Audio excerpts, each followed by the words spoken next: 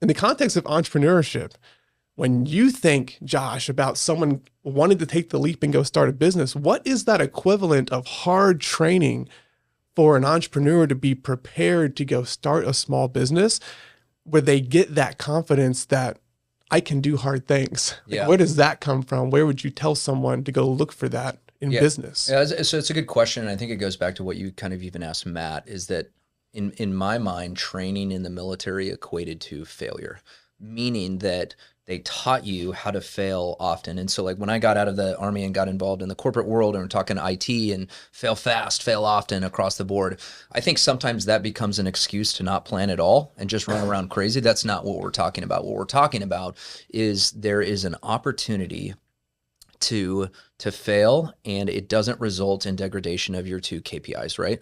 So I made a bad decision. We ended up going left. We should have gone right, whatever that may have been, right? But you're alive, right? So I think when we look at entrepreneurship, I think at the same level of that, how we actually define failure and that training, that preparation goes into you have to start to mentally prepare to be okay to fail in the sense of these short-term failures in order to achieve over the horizon long-term success, and that's probably what, I'm speaking to the choir here because I spent 6 years in the corporate world, and there was always this view of like, I know I can do this. I know I can do this. But then you hit this barrier, this wall where you're thinking through the statistics of like, oh, most small businesses fail or whatever that may be, right?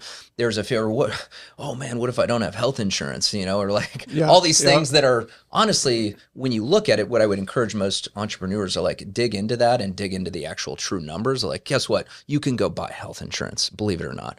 And if you're making a lot more money, well, in truth, that health insurance doesn't really matter, right, in the long run. But I think it goes to this idea of like, well, what if I fail? And it's kind of like, yeah, you probably are. Actually, that's good, because when we fail, we learn. And that's what the Army teaches you in training, is to fail often, because when you finally get to game day and execution, like Matt's saying, 95% preparation, by the time you get there, your likelihood to truly fail and either lose your life or not succeed in the mission. And from military terms, if you haven't done that training, you do have a higher percentage of that. But if you've trained and you failed, you've learned consistently time and time again. It's the same way I've encouraged my daughter. We recently had a volleyball tournament, and she was nervous about the day of to go play. And I said, look, today is just game day. Today is about execution. If you're worried about your serve, you already missed that opportunity. That was yesterday. That was every day before. You should have been out there on the wall just hitting serves against the wall. Because sooner or later, kind of like back to the Kobe example, like your brain will start to refine. You'll get better. Oh, this caused me to fail. So I think that a lot of that goes back into just having a mental kind of framework to say, hey, if I jump out and I do this on my own and I go the entrepreneurial route, failure is okay. Like, what if I go bankrupt? Okay, you can go back. You can come back from that. I've heard plenty of stories of people that went bankrupt and then went successful across the board. So I think that it's more of a mindset that failure, as long as you still have breath in your lungs, you're still alive, you're kicking, it's okay. You had a business idea, it didn't result in what you had hoped. Hopefully you learned through that. What were some things that I did wrong? I would have changed this. I would have changed that. Ideally, I think before you go into anything along those lines, one of the things the Army training is, generally speaking, I want to learn from somebody that is very senior to me. So that would be another thing that, if I'm looking at my entrepreneurial journey, I'm gonna come talk to Steve, because Steve is a guy that can give me wisdom and what are things that I should be thinking about and looking at. Why would you forgo that? All of our training had to do with extremely advanced, experienced people that knew exactly what they were doing. And it was like, okay, time to listen and to queue up. So there's too many resources and options out there, I think, that people can gather to help kind of subdue that fear, if you will, to prepare to give you wisdom about, hey, what about this or that? But at the end of the day, maybe you do fail in the short run, or however you, like, again, how do we define failure? You know what failure is to me is not taking the leap. That's the failure. That's for me, when I looked in the mirror, that was the failure, is to say that, like, it's kind of like the proverbial Braveheart, right? Like, if you could survive, but many years now, looking back, would you say I would have given everything just to take the battlefield that day?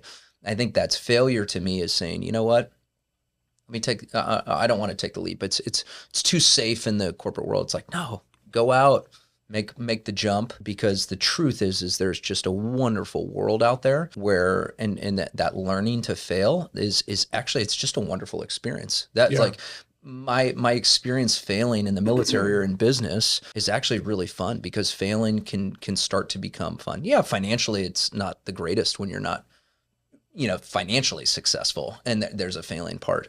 But, somebody that's financially failing becomes a pretty hungry person, and it's amazing the drive that you get Yeah. behind you when you're hungry. It's so funny that the relationship that successful people have with failure is one that, like, yeah, I know you pretty well. I've Yeah. been there a lot. I've Yeah. done that. I had a guy on the podcast, 24-year-old entrepreneur, killing it in the lip balm game. And one of the things that stood out to me the most that he talked about was when I asked him, why would you go through hundreds of recipes to come up with this handmade lip balm? And like, why didn't you quit halfway through? Like, what was driving you? He kept on saying this phrase that stuck with me. Like, Steve, like, what was failure? Like, I'm 19 years old. I'm a college kid. Like, if this recipe doesn't work out, I can go get another one there. But see, people think the stakes are really high. And for two military guys who are talking about what does failure look like on a military mission, like someone doesn't come home, that lowers the stake when someone says, well, the reason I can't go out and fail is because, dude, I got a mortgage. Like, I have kids, I have a wife, I have all these responsibilities. And they'll use that as a crutch of why they can't try, because the failure rate's too high. And if and when that happens, the funny thing is that anyone who's successful in life or in business, they have failed way more than everyone else. Yeah. We think about some of these big name entrepreneurs who are out there who have built something great. We know them for the one that worked. What about all the other ideas that failed before they started, that they quit halfway through, that they didn't see, that it just didn't work out for one reason or another? Like, there's a whole line of failures that comes with anyone who's seen success. And I think that that relationship with failure has to be one that is ingrained in you, in your training. And to your point earlier, just like that's what makes the military so successful, is the fact that it's like, no, we teach you how to fail. We get you good at failing, and then you build on top of that.